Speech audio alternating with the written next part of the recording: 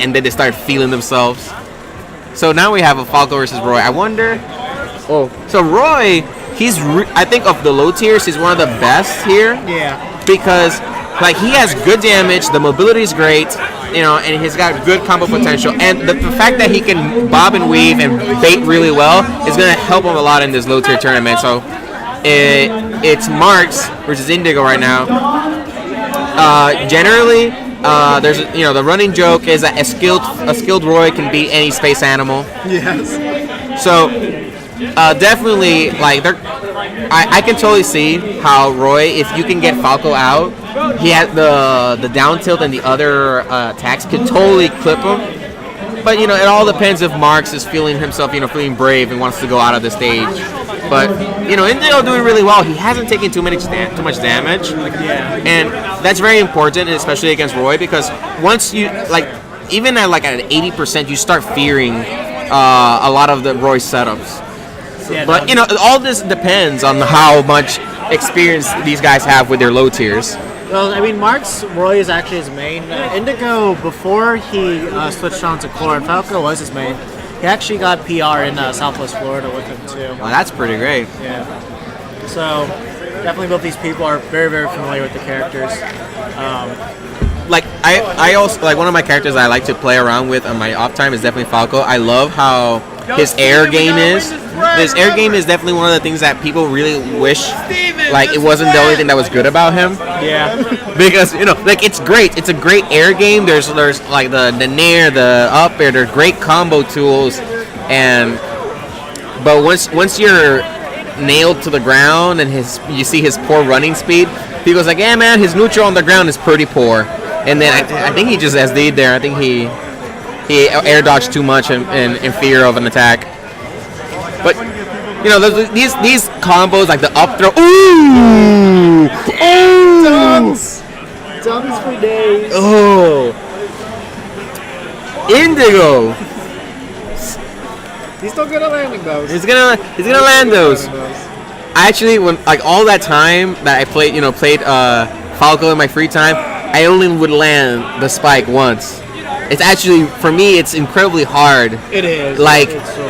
Because it has such a big starting animation. It takes so long to start in the startup that it's absolutely crazy how long it takes for Falco's Downer to come out. But this is interesting. Well, I wonder. I was gonna say that's really interesting that Marx isn't just walking and shielding. One of the things I wanted to give an advice here out for anybody who's gonna rewatch these, and for the people who are watching, walking is a very exceptionally great tool if you're being pinned down by a lot of projectiles. Because when you're walking, you don't have to worry about the initial dash animation to shield. So I'm out. Oh, see you, dude. So after and then you can slowly close the gap by walking. So definitely start, if you guys can, start adding walking practice in training mode, just walking around a little bit. It's not something that you can really practice in friendlies from the start. Ooh! He was caught jumping in a back air. Falco's back air is definitely one of the best. It's really. It's ridiculous how fast it is. It may not have the same knockback that Fox has, but in terms of not knockback, I was talking about angle. I was gonna say angle, and the angle is different. In terms of knockback, and definitely, it's definitely stronger. I was gonna say in terms of knockback angle, because how horizontal it is, Fox's is, it's very different. But in terms of how far it will send and the knockback growth, Falco's is better. And just the thing is that people, if you can DI upwards to the angle, they will survive it. That's why I forgot to say the knockback angle. Yeah, I was about to say knockback wise. No. I've seen people die at 60. No. I meant angle. If the angle.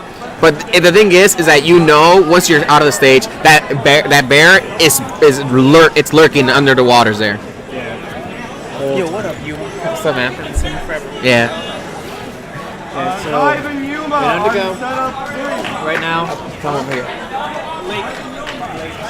Alright, Indigo's doing exactly what he needs to do. Not approaching Roy at all, because there's no reason to. Roy's approach game, not necessarily that safe at all. Mm-hmm. The only thing is he's got a lot of quick moves to get in, but Yeah. trying to get a quick The shine just to hey, get off of me. Shine. Fuck. Yeah, I heard. In terms of of how useful it is, and then we see Indigo SDing again. Yeah. Like the shine is definitely one of the best because like in terms of starting animation of active frames, it actually starts really early. It's like frame 4 or something. Yeah, so if you're a Falco player and you're in fear of something like really close, it has a good hitbox at the start of the body, and it has a good range. So definitely you can consider it as a get off me option, or as a zoning tool. Right now, Marx is doing a pretty good job of keeping Indigo at the ledge, doing what he needs to do to keep Indigo edge guarded, responding really well to the ledge situation too. Oh. Like Indigo's been doing the regular get up constantly. He hasn't been trying to change it because of the fear of like, a forward smash may came out or the forward tilt. Because all these grounded normals from Roy are incredibly dangerous. So and these are giving him Marx a chance to kick him out again. And this is what Marx is a chance of bringing us back real quick. I mean, the other thing too is Indigo's just fishing for this kill super heavy, where he doesn't really need to go for these smash attacks. All he needs to like he caught him with a falling forward air, and he reacted real quick with a rising bear.